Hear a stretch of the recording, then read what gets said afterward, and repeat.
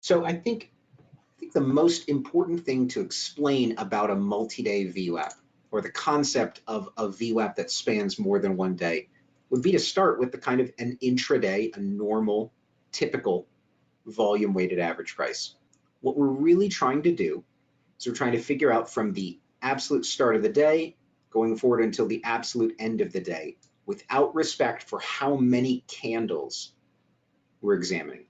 Because that's not really our goal. We're not doing a periodic analysis over 20 candles previously or something like that. We're looking at the entirety of the day. We want a holistic benchmark, something that's going to judge all the trading of the day, not just the latest 20 or 50 or 90 or 200 candles. So we go back to the kind of main tenet that I always come back to, cumulative versus periodic. We simply could not be doing what we're about to be doing were it not for the cumulative nature of a VWAP. What that means is that we're going to give it a start point.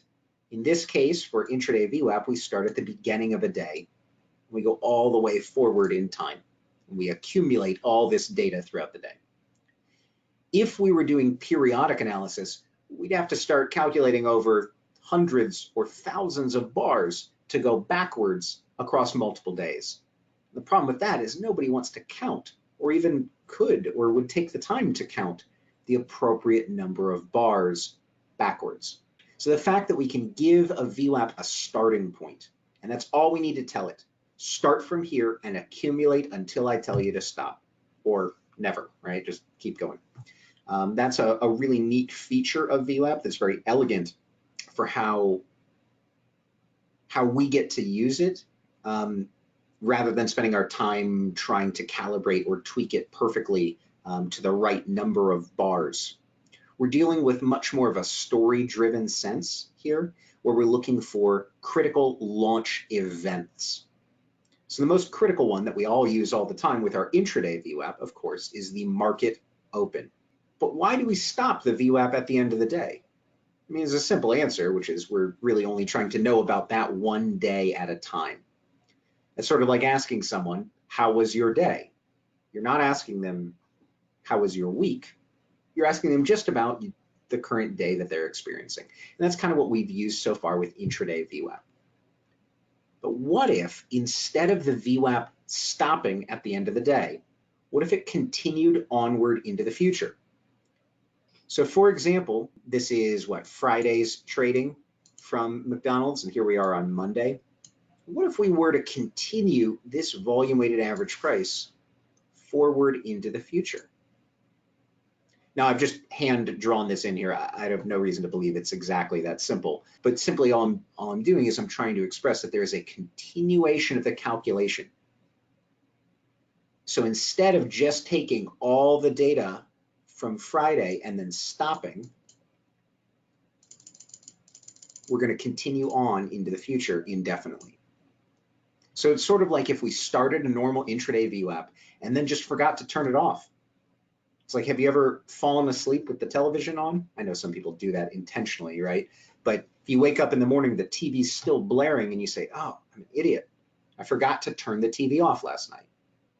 That's like if someone forgot to turn off the VWAP and it continued accumulating data forever going forward. So when we think about a volume weighted average price, an analogy I think I've used before in the roadmap PDF or in my Chat with Traders interview, I know I've said it somewhere before, is that a volume weighted average price is kind of like a grade point average. It's cumulative, just like a grade point average, and it's weighted, just like a grade point average. It is more responsive to more significant classes you may take, and therefore grades you may receive. So in the same sense, a VWAP speeds up or slows down according to how much volume we're experiencing relative to the total volume for the day. So now if we think about the intraday VWAP as being one semester's GPA, one term, one period of analysis within your collegiate career, why couldn't we take a prior session or a prior semester and add those two together, appropriately averaging them to generate a total or cumulative GPA across the entire stretch over which we're examining this. Or let me say this another way. Each day is its own semester, right? So maybe this is your first semester freshman year. Here's your second semester freshman year. Here's your first semester sophomore year, second semester sophomore year. You see where I'm going with this. And there would be an overarching or overwhelming, here, let me get even a fatter marker to draw this, an overwhelming and overarching GPA that spans all of those individual units of time, all right? All those individual events that occurred, or really long stretches of time, several months over which you received many grades, but that factor into the bigger picture, which is your career GPA. So this, the phrase event-driven averages always comes back. We want to be launching these VWAPs from critical events going forward. You notice that when I had drawn this before, I had said, hey, here's our first semester of freshman year. We're not starting our GPA 2 semesters later and then going forward. We're starting from the beginning of that person's collegiate career. Similarly, if we were trying to measure something about a stock, how it's performed since a critical event, it wouldn't make any sense to start the VWAP before that event or after that event. Ideally, we'd want to start on that event itself. And this goes back to that cumulative elegance that I always talk about. We don't need to necessarily know how many bars ago that occurred. We just need to know the start for our VWAP, and all the calculation falls into place from there on out. One of the other benefits of being in a cumulative calculation rather than a periodic one is that we're not dealing with changing time frames. So when we go from a 15-minute chart to an hourly chart, we don't have to recalculate how many bars backwards we are looking. We're dealing with something that's a lot more intuitive, which is the kind of normal stretch of time and cumulative event planning. I shouldn't say maybe planning, but event analysis.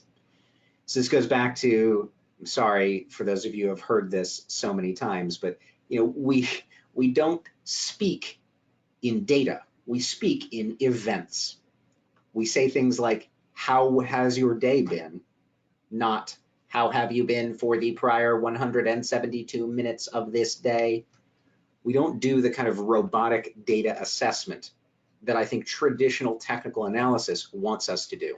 We tend to think, and I'm talking about in our lives, when we look at a stock chart, we tend to think from major events going forward. Now, these events can be calendar events, technical events, like a breakout or a gap. They can be fundamental events like earnings, a dividend, some corporate announcement. They can be geopolitical or macroeconomic in nature. So it could be industry-wide or sector-specific stuff. They could be legislative. There's all sorts of major events that can occur. I tend not to trade biopharmaceutical stocks, but FDA announcements, right? That would relate to the fundamental health of that company. So it's very, forgive me for overusing this word, intuitive, really is though, it's very accessible that we would want to launch a VWAP from a prior important day and then watch it walk forward, giving us potentially macro support and resistance in the same way that an intraday VWAP gives us micro support and resistance. The other beauty of this is we're going to be dealing with a familiar framework. We're going to be looking at a VWAP and deviation bands, two things we're pretty familiar with at this point, but much bigger than spanning just a single day.